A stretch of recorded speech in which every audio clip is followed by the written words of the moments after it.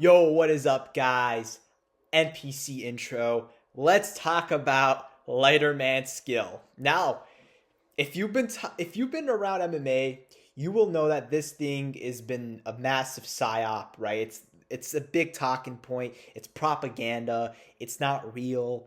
I'm gonna talk about why it's not real and why the examples of it being real are not good examples. We're gonna be talking about lighter man skill, or should I say heavier man skill, because come on, let's expose this myth because it's not really real. Now, the thing that's real about lighter man skill is that the smaller divisions are better than the bigger ones. Now, that doesn't mean that every division is that's lighter is better than the division above. I think that lightweight is probably still better than featherweight.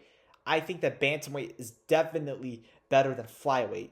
So it's not just you can't just be a bigger division and it's automatically like you're better than the smaller one, right? It's just not true. Now, when we talk about lighter man skill, the thing that I want to crack the myth is this whole thing of guys that move up and automatically have success because of lighter man skill. Let's face it. Let's just be honest. A lot of the time when smaller guys move up, they're weight bullies already. So it's like Alex Pereira moves up to 205. He should have been there already. He was a true light heavyweight. He was even bigger than most of the guys he fought. So his success isn't lighter man skill. I mean, we'll talk about him versus Gane later. I mean, we'll talk about that now. That shows lighter man skill is a fraudulent lie because Gane was faster than Pereira. And when you're bigger, you could still be faster than the smaller guy. And he exposed Alex Pereira's garbage striking defense.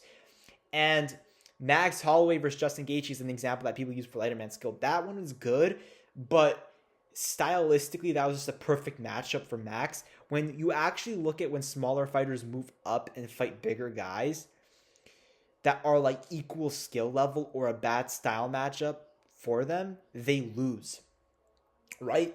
It's just like Connor was a big dude for 45. He fights a relatively average size, even maybe small 55er in Alvarez, who's a perfect stylistic matchup and was never really that good. I actually think Eddie Alvarez is really underrated, but for being honest, dude, not that great of a talent. Connor just owns him, but he fights Khabib and he kind of gets smashed, all right? And it's like, yes, if you're a great smaller champion and you fight a bigger weak champion, you're going to look good and it's going to seem like there's some sort of lighter man skill. Like George St. Pierre versus Michael Bisping, right? Like, oh, lighter man skill, bro. When smaller guys move up, they automatically have success. It's just not how it works, bro. That's not how it works. We keep seeing it. Israel Adesanya against Jan Blachowicz, who wasn't even a strong champion. Israel Adesanya got exposed. All right? We've seen it before. Volkanovski fought dehydrated Islam Makhachev. He got exposed. Not exposed, but he lost. And he lost to him twice. Right? We saw it with Max Charles. When there's a grappling, the smaller guy goes up and he fights a bigger grappler. He kind of gets strength mogged.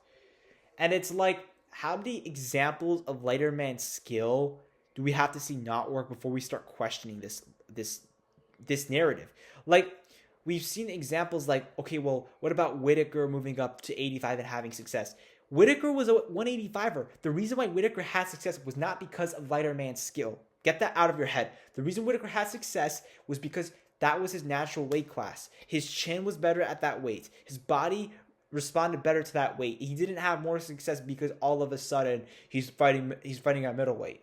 Yeah, obviously middleweights aren't as good as 170 pounders, but that does not mean that a welterweight is just going to automatically move up and beat any middleweight because, oh, bro, lighter man skill, this elite welterweight is gonna he definitely beats every middleweight. Like, people think that, like, people really think that that's the case. Now, there are certain fighters that are exceptions, right? Like, fighters who are so good that they can move up and beat anyone of the weight class above them.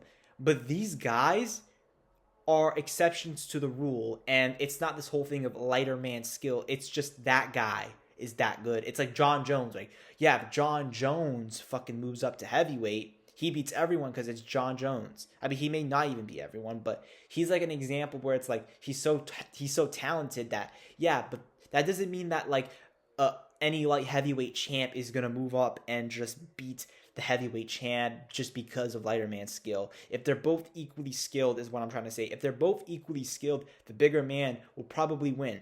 And I feel like people are like, well, yeah, obviously, but lighter man skill, the small guy has the skill advantage.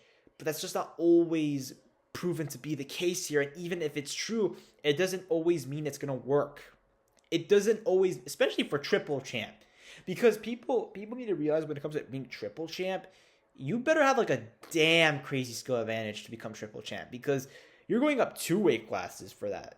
You have to fight like a really weak champion. I don't know if we'll ever see a triple champ. Because if that was ever going to happen, it would have happened already. Because the old era was, everyone was ass. So it's like, you could kind of maybe get someone who could win 3 belts, right?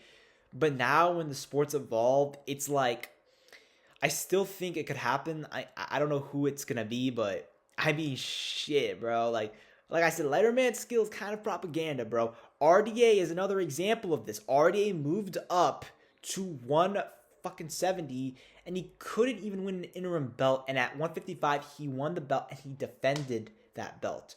So, like, when people talk about this thing, it's this, they have this arrogance about it. Like, oh, bro, all the best lightweights are former featherweights. That's bullshit, dude. That's bullshit. Yes, a lot of them are, but you have a lot of that aren't. Islam was not a former featherweight. Khabib was not a former featherweight. You know what I'm saying? RDA was never a former featherweight. He became champ. Like, you know, like a lot of those guys were not former featherweights. And I know I named just 3 examples, but Gaethje, the current champ, is not a former featherweight. Like, you know, Tony Ferguson was never a featherweight.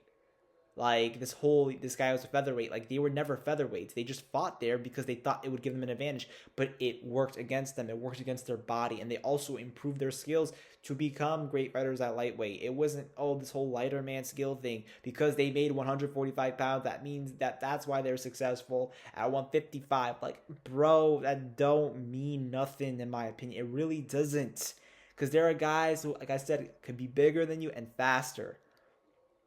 Like, bro, lighter man skill is not, it doesn't apply to everyone, especially someone like Pereira. Pereira was never going to have lighter man skill in hindsight. The dude ain't fast. The dude ain't that good. He ain't that well-rounded. He ain't well-rounded for Jack, all right? He ain't shit, bro. Alex Pereira, hey, you know, like, real ones know. Real ones know what I've been saying about Alex Pereira, bro. Real ones fucking know what I've been saying about Alex Pereira. But, yeah, like, this dude's ass. You know what I'm saying? This dude's ass. He didn't belong in there. And I picked him to win, but I kind of knew he was going to lose because of his energy. You know? I also picked Gaethje to be Ilya. I mean, I just got the best picks, bro. I really know what I'm talking about. But seriously, bro, lighter man skill is kind of nonsense. I feel like we're going to see it with Usman versus Dricus. We've seen it before, man. We've seen Nate Diaz get absolutely mauled at 170. We've seen Conor look like ass at 170. Conor's power was not the same at 155. People moving up isn't like some like thing like, oh, I'm gonna move up. Like, the guys that move up like needed to move up because they were depleted. They had no other choice. You know, you don't just move up just because you fight. Oh, I'm gonna move up. Like who's one? Demetrius Johnson. Why did DJ never go up to 135? DJ got ragdolled at 135 by Dominic Cruz, who isn't, you know, like Marab or anything. He was suplexing Demetrius Johnson around that octagon like a dog toy. He owned DJ, bro. And like, DJ's he's one of the greatest fighters of all time. I don't think he's that good, but people pedestalize him, and he didn't have lighter man skill. So, like, lighter man skill is absolutely a psyop. Do not believe it. Do not just listen to Lucas Tracy. You know what I'm saying? So, yeah, I want to make this video short and simple. Lighter man skill is BS. I'm out. Peace.